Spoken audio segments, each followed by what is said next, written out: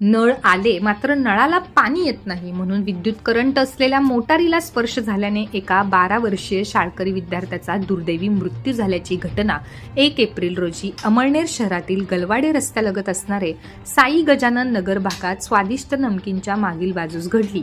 हर्षल योगेश पाटील हा अमळनेर शहरातील साने गुरुजी शाळेतील इयत्ता 6वीचा विद्यार्थी होता. 10:30 वाजता त्याचा वार्षिक परीक्षेचा पेपर आटोपून तो घरी गेला होता. त्याचे वडील योगेश दगडू पाटील सबगव्हाण येथे शेती करतात. शिक्षणासाठी तो आजी आजोबा आणि भावासह गलवाडे रस्त्यावरील साई गजानन नगरात वास्तव्यास होता. 1 रोजी घटना घडली तेव्हा तो एकटा होता. आजी आजोबा गवार तोडण्यासाठी आजच सकाळी गावी शेतात गेले होते आणि मोठा भाऊ संदीप हा 9वीला असून त्याचा 11 ते 1:30 वाजेपर्यंत पेपर होता.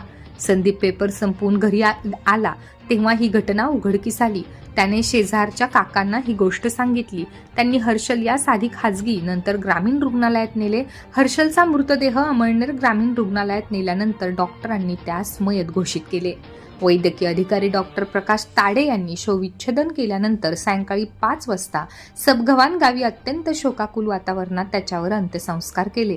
सदर घटनेप्रकरणी अमळनेर पोलीस ठाण्यात अकस्मात मृत्यूची नोंद करण्यात आली असून पुढील तपास पोलीस करीत आहेत. हर्षलच्या पश्चात आई वडील एक भाऊ असा परिवार असून या घटनेने त्याच्या कुटुंबियांना मोठा धक्का बसून संपूर्ण गाव व परिसर शोकसागरात बुडाले आहे. नळाला पाणी येत नसल्याने हर्षल वडिलांना वारंवार फोन करत होता. त्याचा शेवटचा फोन 12:30 वाजता आल्याचे वडील योगेश पाटील यांनी सांगितले. योगेश पाटील हे कष्टकरी शेतकरी कुटुंबातील आहेत. 12 वर्षीय मुलगा अचानक वारल्याने कुटुंबाला मोठा धक्का बसला आहे. गेल्या वर्षी सप्टेंबर महिन्यात गणेश विसर्जन मिरवणुकीत माळीवाडा भागातील इयत्ता 6वीचा कुणाल समाधान मराठे नावाचा विद्यार्थ्याला शॉक लागून मृत्यू झाला होता. तर दुसरा विद्यार्थी शॉक लागून गंभीर जखमी झाला होता. कुणाल हा देखील साने गुरुजी विद्यालयाचा विद्यार्थी होता. असा दुर्दैवी प्रसंग कोणावर ओढवू नये यासाठी पालकांनी देखील काळजी घेतली पाहिजे. राज्याचे मदत व पुनर्वसन मंत्री अनिल भाईदास पाटील यांच्या सूचनेनुसार धुळे जिल्ह्यातील अक्कलपाडा धरणातून पांझरा नदीपात्रात आवर्तन सोडण्याचे आदेश 1 एप्रिल रोजी दिल्याने धुळे, शिंदखेडा व अमळनेर तालुक्यातील असंख्य गावांचा पाणी प्रश्न सुटून दिलासा मिळणार आहे.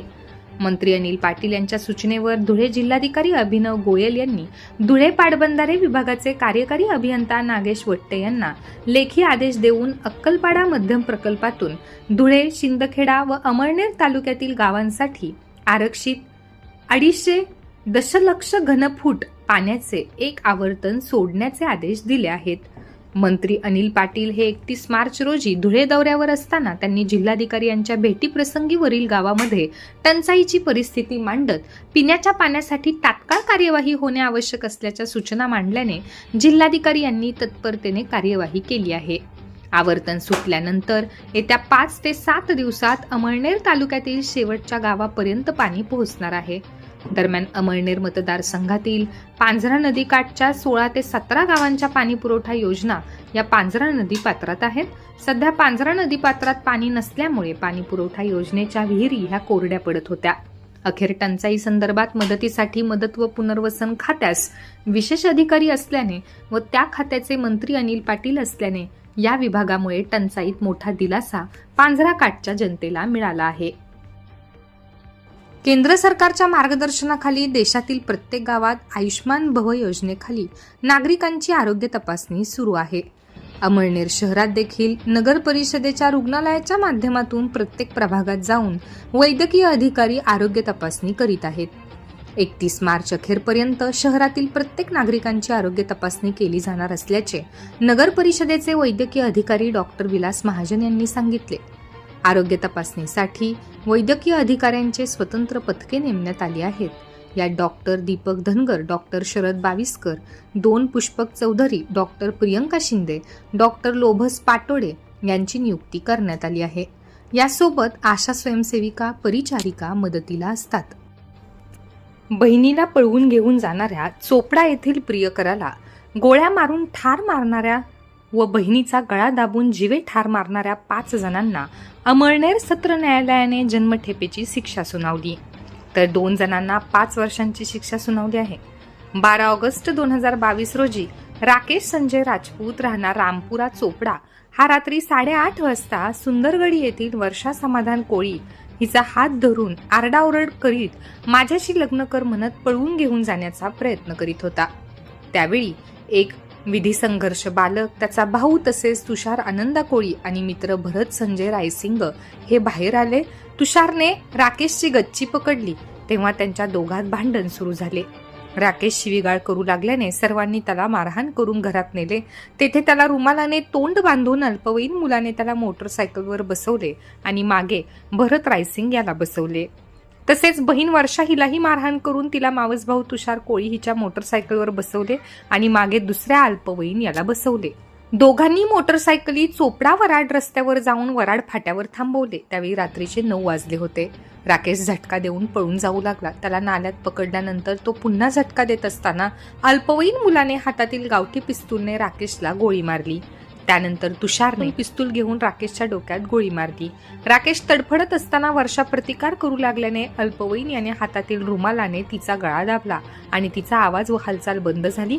आरोपीने स्वतः चोपडा पोलीस स्टेशनला गुन्ह्याची कबुली देऊन फिर्याद दाखल केल्याने खुनाचा गुन्हा दाखल करण्यात आला होता.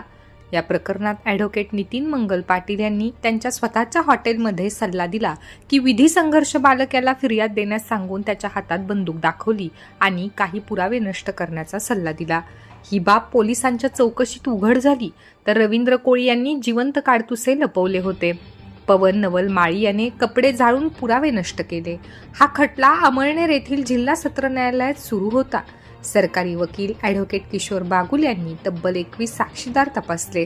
वैद्यकीय अधिकारी RK गडरी, मनोज पाटील, हॉटेलमधील CCTV फुटेज, आरोपी यांचे आपापसातील वकिलाशी संवाद याबाबतचे CDR रिपोर्ट, बलेक्टेड अधिकारी DNA रिपोर्ट ग्राह्य धरत न्यायाधीश PR चौधरी यांनी आरोपी तुषार आनंदा कोळी वय वर्षे 23, भरत संजय रायसिंग वय वर्षे 22, बंटी उर्फ शांताराम अभिमन कोळी वय वर्षे 19, आनंदा आत्माराम कोळी वय वर्षे 56, रवींद्र आनंद कोळी वय वर्षे 20 यांना खुनाच्या प्रकरणात जन्मठेपेची शिक्षा सुनावली. तसेच 3,000 रुपये दंड न भरल्यास 6 महिन्यांची शिक्षा सुनावली. तसेच शस्त्र कायदा 3, 7 व 25 प्रमाणे 5 वर्षे शिक्षा आणि 1,000 रुपये दंड न भरल्यास 3 महिन्यांची शिक्षा सुनावली. तर ॲडव्होकेट नितीन मंगल पाटील वय वर्षे 43, पवन नवल माळी वय वर्षे 22 यांना संगनमत करणे, पुरावा नष्ट करणे यानुसार कलम 201 व 34 प्रमाणे 5 वर्ष शिक्षा आणि 1,000 रुपये तसेच दंड न भरल्यास 3 महिन्यांची शिक्षा सुनावली.